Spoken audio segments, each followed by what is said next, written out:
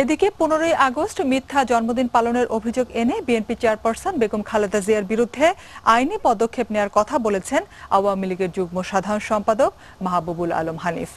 সকালে জাতীয় প্রেস ক্লাবে পরিবর্তন ফাউন্ডেশন আয়োজিত বঙ্গবন্ধু ও বাংলাদেশের স্বাধীনতা শীর্ষক আলোচনা সভা ও চিত্র প্রদর্শনীতে তিনি বলেন, দুবারের প্রধানমন্ত্রী হয়েও জাতির জনকের হত্যাকাণ্ডের দিনে যিনি নিজের নকল জন্মদিন পালন করেন তার বিচার হওয়া উচিত।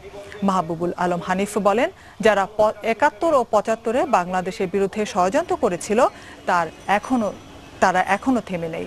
17ই আগস্ট সিরিজ বোমা হামলার প্রতিবাদে জাতীয় প্রেস ক্লাবের সামনে মানববন্ধন করে আওয়ামী স্বেচ্ছাসেবক লীগ।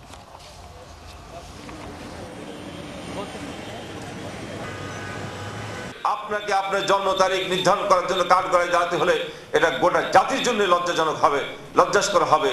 এটা আমরা চাই না। তার চেয়ে বরং আপনি নিজেই এটা পরিষ্কার করে দেবেন, জাতি উপকৃত হবে। 15ই আগস্ট আপনার জন্ম তারিখ নয়, আপনার কোনো পত্রিকায়, আপনার কোনো রেজিস্টার্ড ডকুমেন্টসে এটা কিন্তু আসে নাই। জনগণের কাছে গ্রহণযোগ্যতা বিবেচনা রেখেই সরকারের